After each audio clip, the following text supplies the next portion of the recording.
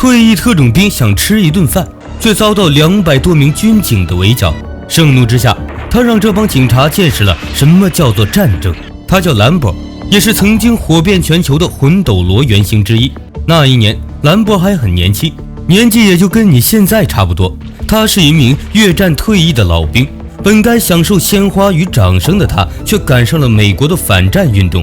老兵们在那时候像是瘟神，走到哪都被人嫌弃。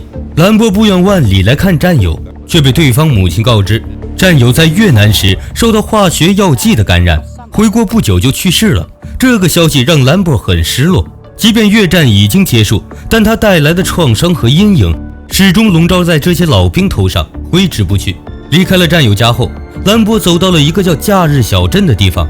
他本想在这里吃顿饭歇歇脚，可小镇的警长却不欢迎他，因为兰博不修边幅的外表下似乎是来找麻烦的。警长招呼着让兰博上车，说是可以送他一程。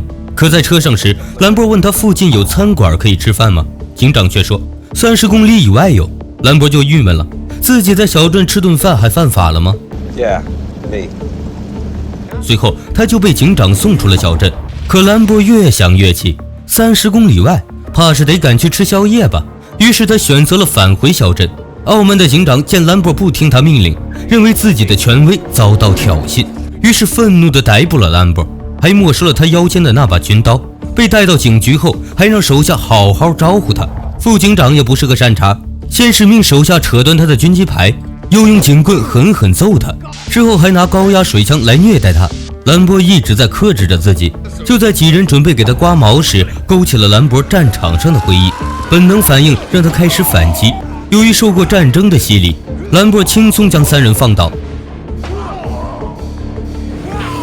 闻讯赶来的警长也被一脚踹翻。在抢回了自己的军刀之后，兰博冲出警局，拦下一辆摩托车就逃跑了。警长随即开车去追，两人一前一后，紧追不舍。他们穿过公路，又把车开上了一条土路，最后来到了山林小道。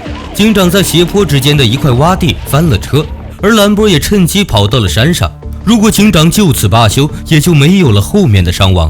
可他呼叫了更多警员过来，还带来了警犬，甚至叫来了直升机搜捕。他们就像要狩猎一样，准备在山里猎杀兰博。由于山上太冷，兰博用麻袋给自己做了件衣服，随后又开始逃亡。因为对当地的不熟悉，他走到了悬崖边上，看着悬崖的高度和下面茂密的树丛，兰博有些犹豫了。可后面警犬已经跟了上来，没办法，兰博只能用臂力抓住岩石，躲在悬崖的侧面。而直升机上的副警长这时发现了他，他朝着兰博就开了一枪，但没打中。此时的兰博就困在那里，像只猎物一样被副警长随意射杀。眼看副警长又端枪瞄准了自己，危急时刻，兰博松开双手，孤注一掷地向脚下的树丛跳去。摔下时手臂还受了重伤。当年为了拍这个镜头，史泰龙摔断了3根肋骨，但副警长依旧穷追不舍，对着兰博连开数枪。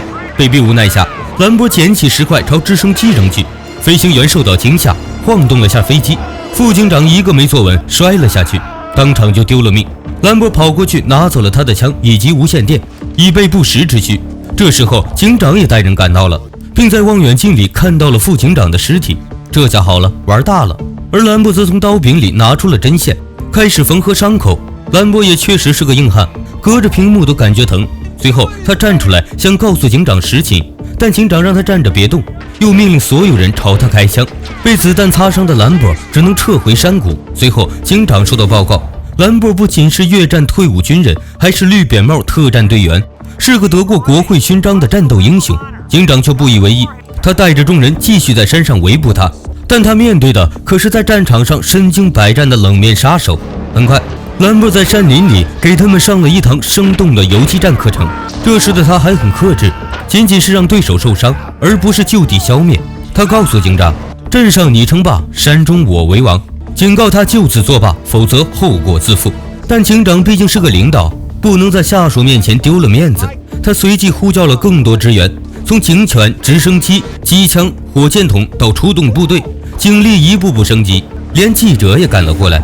为了增加话题度，无良媒体甚至把兰博说成了一个残忍的凶杀犯，而警长几人则是凭借特训技能才活下来的。兰博在越战时的长官上校也赶了过来，警长劝少校别妄想救出兰博。兰博退役了就是平民，怎么处理他是这个警长的问题。但上校告诉他，他不是来救兰博的，而是来救你的。因为兰博不仅是绿扁帽特战队员，还是当中的顶尖高手，在部队时专门负责暗杀任务。警长却笑了笑，200个人还对付不了你一个兵？开玩笑。上校说，那行吧，准备好足够的装尸袋就行。而另一边的兰博则斩杀了一只野猪，并在山洞里烤起了野猪肉。由于兰博抢走了无线电，警长就让上校从对讲机中向他喊话。兰博听到上校的声音，果然回话了。上校让他投降，但兰博却说是警长逼自己流的第一滴血，他只是想吃顿饭而已。说完便不再回话，而警长则通过无线电确定了兰博的位置。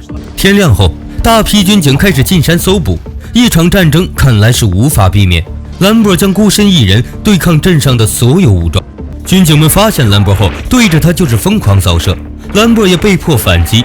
随后，步动又用火箭筒进行轰炸，这一炮直接将兰博的藏身地炸得全部坍塌。士兵们认为兰博没被炸死，也被坍塌的矿洞给砸死了，他们还合影留念表示庆祝。警长也骂他们下手太快了，应该好好折磨一顿再干掉他。但他们哪里知道，兰博作为丛林之王，哪有那么容易死？在火箭筒爆炸前，他早已躲到了山洞深处。从山洞爬出后，兰博跳上了一辆军车，然后潜入了驾驶舱内。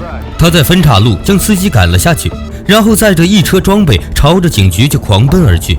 被扔下的司机在路上碰到一辆警车，兰博还活着的消息随即被传到了警局。于是警长迅速组织人手，准备在路口拦截兰博。另一边，一辆警车也已经追上了兰博的卡车，开始朝他疯狂地开枪射击。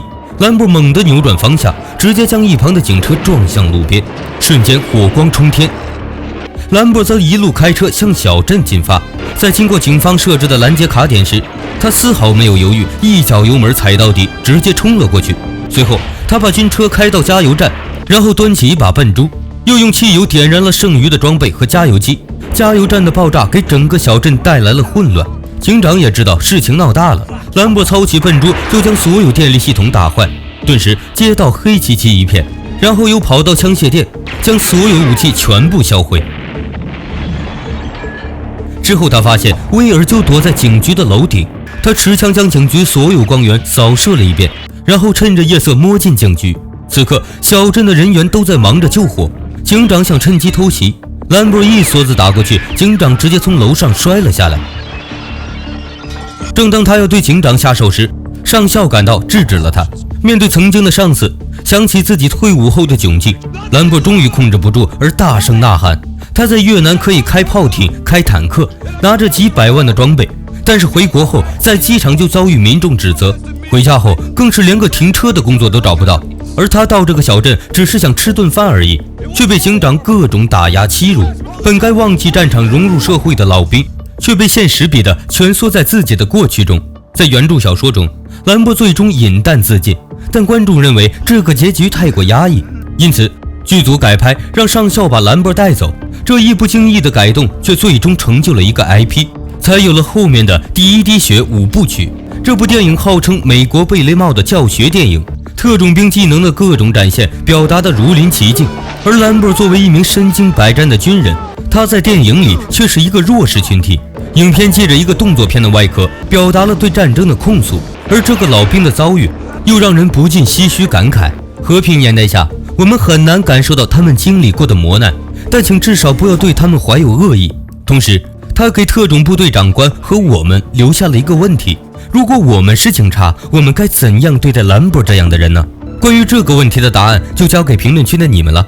好了，今天的节目就到这里。如果喜欢我的影片，就请点赞、转发、加关注吧。我们下一期不见不散。